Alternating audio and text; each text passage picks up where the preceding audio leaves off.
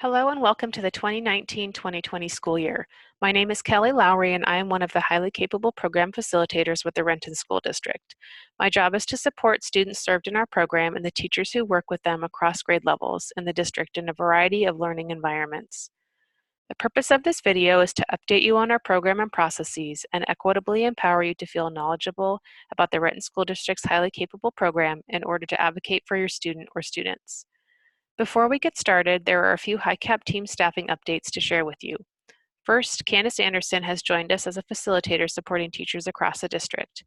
We will be sharing the responsibility of supporting schools and students across our district. Jessica Reynolds will continue to be our HiCap coordinator and is your go-to person for student or family-specific information about referrals, identification, and testing. She is on maternity leave until December, so Brian Goddard in the Student Information Services and Assessment Department will be filling in. With our brief time together, we hope you are able to better understand the Renton School District's highly capable programs, referral and identification processes, and the service options available to students. The highly capable process begins with student referral. A parent, teacher, or community member can refer a student. The district may also refer students as a community member. Referral forms are available digitally and can be printed out from the HiCap section of the Renton School District website in multiple languages. Parents, teachers, and community members complete a referral form. The referred student's family will then be contacted via email using the address or addresses on file with the district to give consent to test. It is very important that this contact information is current in order for families to receive up-to-date communications. As a part of school board policy, all second graders are screened and tested, thus second grade families do not need to complete a referral form for their student or students. The referral window for all students is open from September 3rd through January 17th. For students enrolled on or after January 6th, the referral window is open until April 3rd. The referral windows have shifted slightly from last year for a variety of reasons. One is to allow the HiCap team to test students in their schools, which is a revision we've made to our processes to continue to break down barriers for students. This referral timeline shift will also provide families more time to make thoughtful decisions regarding student placement and program, as well as we try to better accommodate timelines with school communications regarding elementary move-up processes and middle school registration and scheduling. All referred students will take the NNAT3, which stands for the Naglieri Nonverbal Ability Test. We made this change from the COGAT-7 screener as we found there were biases with the assessment that impacted multiple groups of students. The NNAT3 is a culture-fair nonverbal measure of reasoning and problem-solving abilities. It includes a single 30-minute timed section. New to district students will be tested monthly in their schools by the Department of Curriculum Instruction and Assessment, shown by the red oval on the screen. Second graders will be universally screened in their classrooms in the month of October following teacher training, shown by the blue oval on the screen. Returning students and any new to district students who missed previous testing dates will be tested between January 27th and February 14th at each school site, shown by the green oval on the screen. The state requires we use multiple data points in identifying highly capable students.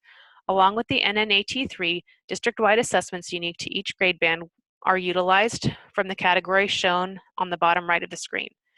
The next slide will detail those assessments. This table shows the district-based assessments utilized as a part of the highly capable identification process. These assessments were selected because they were given to students at corresponding grade levels across the district. This practice allows us to locally norm student data, further promoting equity and identification of students with potential. Following assessment, the Multidiscipline Committee, or MDC, thoughtfully reviews student data. 2 classroom teachers, a building principal, a school psychologist, the highly capable program facilitators, and a district administrator sit on the committee co-chaired by the directors of curriculum, instruction, and assessment. The identification process used is one that is not just about identifying ability, but identifying potential as required by state law. We have the responsibility to identify students, including those who are members of historically underrepresented groups, equitably. The team considers all provided and necessary data to inform decisions around identifying academically highly capable students who would most benefit from highly capable services in the Renton School District. There is no single cut score or threshold a student must meet.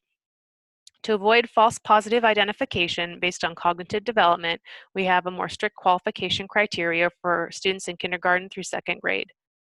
The process of data review is gray rather than black and white. The data reviewed is not just about the NNAT3, but takes into account academic performance as it has been shown to be a stronger predictor of being highly capable. While sifting through spreadsheets of anonymous student data, critical questions are asked around what patterns are noticed in student performance. We look at trends over time, focused intensely on student growth, and while considering the demographics of underrepresented student populations in an effort to ensure equity and remove barriers for low-income students, as required by state law. If more digging is necessary around a student's data, it is done. After the work of the MDC, students' families receive communication in the form of a letter and/or email stating they either qualified or did not qualify for services. Building principals and impacted teachers then receive the same information. Students who do not qualify have the right to an appeal. This process must be done about 2 weeks after receiving communication. Working with the school, families have an opportunity to provide additional data points to be considered as a part of the identification process. This might be the student's most recent BAS data or having another STAR assessment done in the child's classroom. Teachers and schools are encouraged to work with families and Jessica or Brian to determine what data to collect. We do not accept outside cognitive evaluation data.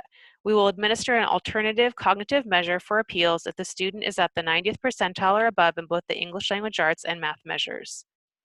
Reference letters, art and musical pieces, and anecdotal notes will be reviewed but are not considered for appeals.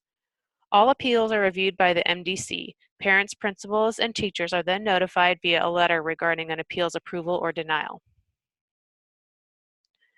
The graphic above represents the vision and goals of the highly capable program in the Renton School District.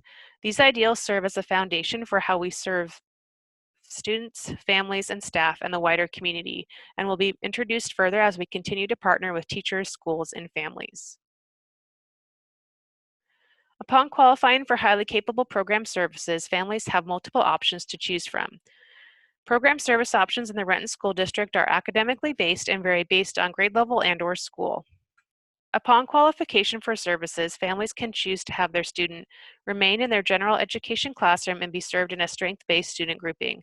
This is the only option for grades kindergarten through second. However, students in grades 3 through 5 also have this option. Beginning in grade 3, most students at some schools have the choice to be served in a self-contained classroom at one of the Discovery Classroom offering locations in the district in grades 3, 4, and/or 5. At the middle school level, all incoming 6th graders can opt in to an honors English language arts, social studies, or math course.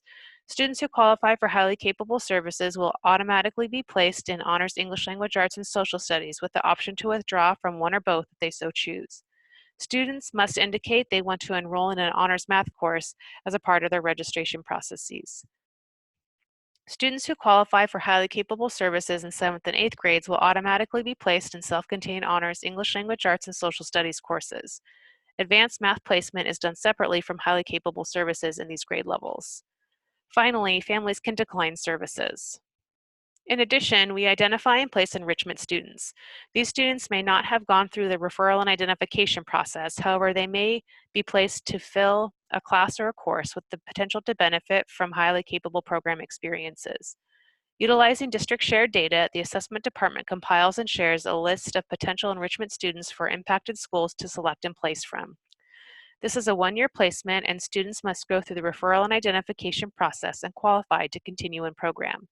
Impacted teachers are asked to monitor student progress and communicate with families across the course of the year. Once a student is identified as highly capable, they do not need to be referred again for the remainder of their K-12 career in the Renton School District. There is also an exit process for students in program. The exit process can be initiated by a parent, teacher, or team of teachers from a school and requires multiple academic data points and supporting evidence over time. Upon seeing challenges with student performance or placement, a classroom teacher should work closely with the family around addressing concerns and setting goals. It is also important that the program facilitators are looped into this conversation to provide appropriate supports. The MDC makes all final exit decisions after reviewing recommendations based on academic data over time. The parent or guardian may be present at this meeting according to state law. The school will communicate the MDC's decision to families. In summary, the big ideas to take away from today include the referral window shown at the top of the screen. New to district students' families who qualify will have the option to indicate immediate beginning of services or placement, or for their student services to begin in the 2020-2021 school year. Families will be contacted by March to April or earlier. Existing students will be able to begin receiving services or be placed in the 2020-2021 school year. Families will be contacted in March. If a family enrolls at a school and shares their student has been identified or served in highly capable programs in a previous district, please contact and connect them with Brian or Jessica to help them get set up with appropriate services prior to placement. Lastly, in an effort to make sure everyone has the same information, the program facilitators are visiting all 15 elementary schools and 4 middle schools, as well as hosting multiple family information sessions to share the same details just shared with you in this video. Thank you for your time, and as we continue to partner, please feel free to contact us using the information listed on the screen. There are also places you can find more information and resources, including the district's highly capable website, where you can find more detailed information regarding program processes, including the referral links.